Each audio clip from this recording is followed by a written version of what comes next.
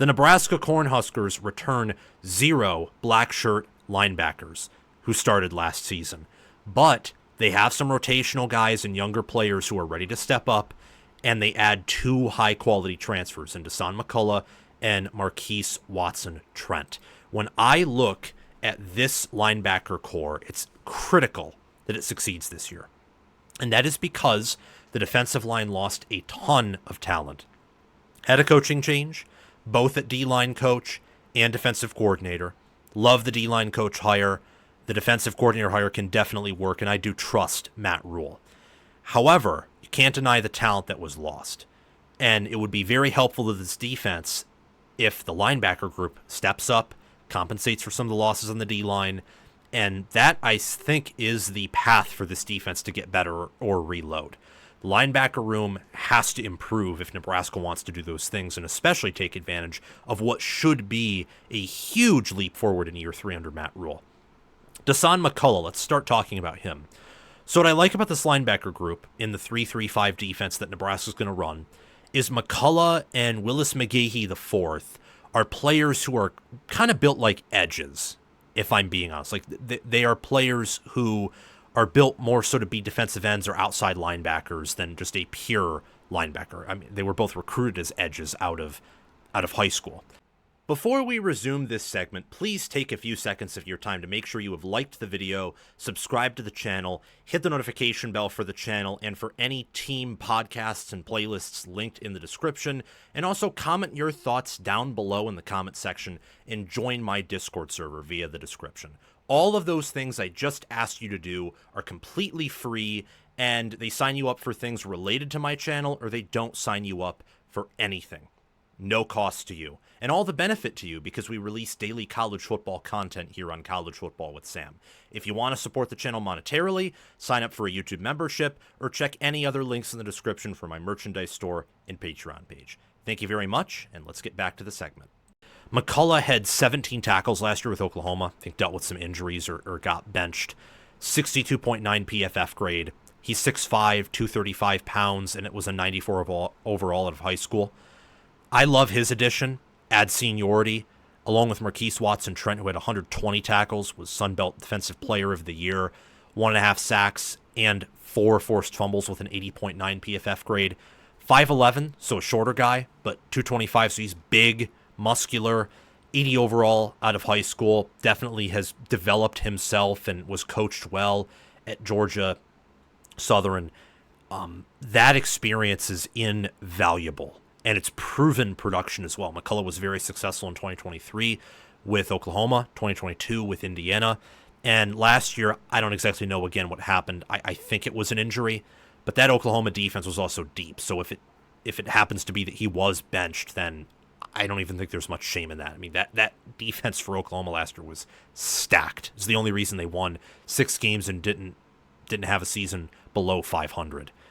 Javin Wright comes back. 6'5", 230 pounds, 86 overall out of high school. He's recruited as a safety, or at least that's what his position was in high school. 34 tackles and 1 pass defended with a 62.1 PFF grade. Vincent Shavers Jr. has 25 tackles, a sack, and a forced fumble with a 70.9 PFF grade.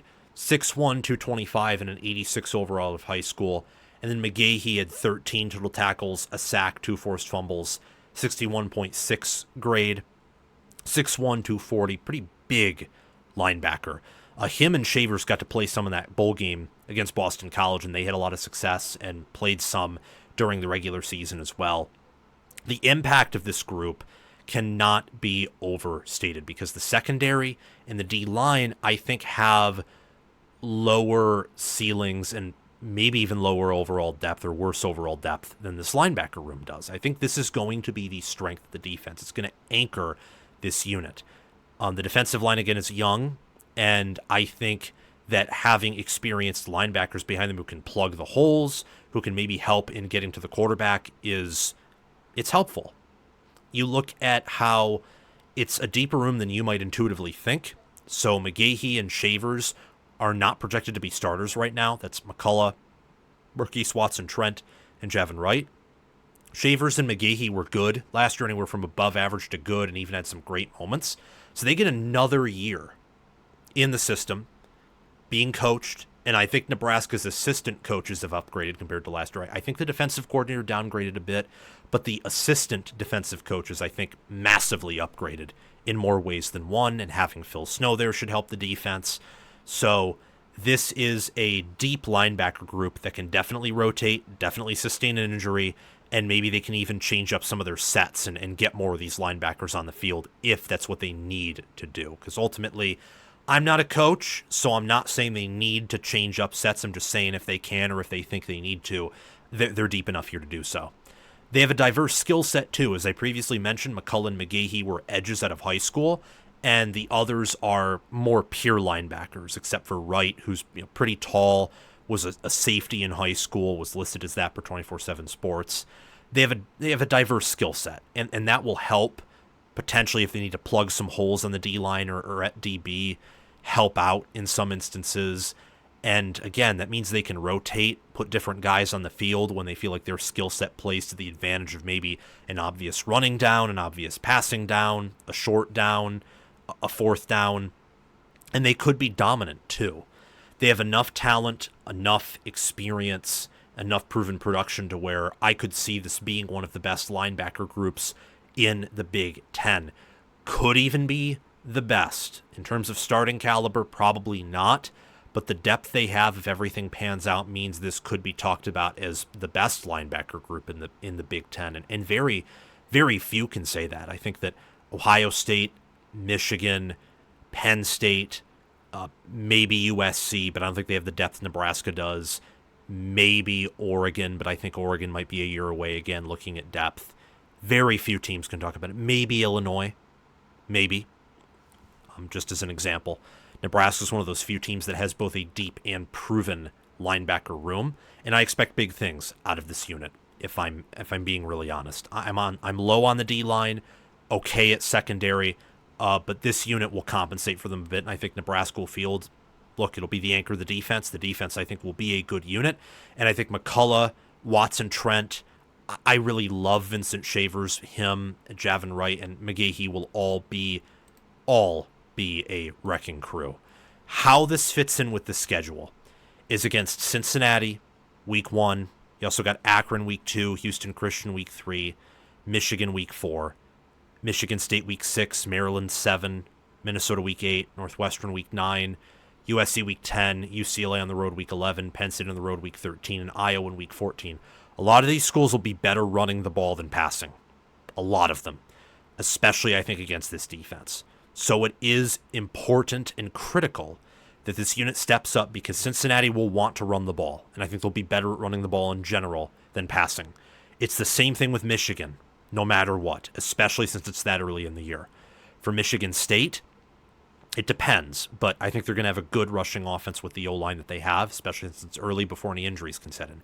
Minnesota, no duh, it's going to be much better at running the ball. USC will probably be good at both. I'd expect Northwestern to be better at running the ball than passing. Penn State will be better at running than passing. Iowa will be better at running than passing.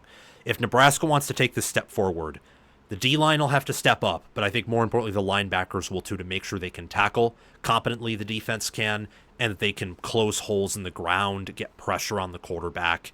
At plus 650 to reach the playoffs, I'll tell you this, if the linebackers play to their ceiling, if they do, I will tell you, if the linebackers can compensate for this defense a bit, play to their ceiling, be even better than I think, and the D-line can be better. And I'm high on the linebackers already. I'm just saying, if they can play even better than I believe, and I think they will be certainly a top 25, if not top 20 linebacker group nationally, could be and probably are better than that, just off the top of my head. I'm ranking this.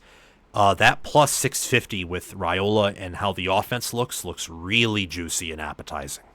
Really much so. So looking at this linebacker group, it's going to be an anchor on defense. They'll be a wrecking crew. They'll be able to get to the quarterback. I think they'll be able to stop the run. They'll be able to do well in coverage. If there is a room to be optimistic about on this defense, and even for Nebraska overall, it's not being talked about, it is the Blackshirt Linebackers. Thank you for watching College Football with Sam. Make sure that you've liked the video, subscribed to the channel, hit the notification bell for the channel and team playlists and podcasts in the description. joined the free Discord server where we talk college football 24/7, and have commented your thoughts down below. Check out the description for any ways you can support the channel monetarily. Everything else I've asked you to do is completely free, and your support means the world to me. We're trying to become the next big thing on college football YouTube. 6-figure subscribers, maybe 1 million one day. I think we can do that. And also check out any videos or playlists, anything in these columns right here, where there will be videos and playlists. Yeah, you get the point. Have a fantastic day, and I will see you in the next one.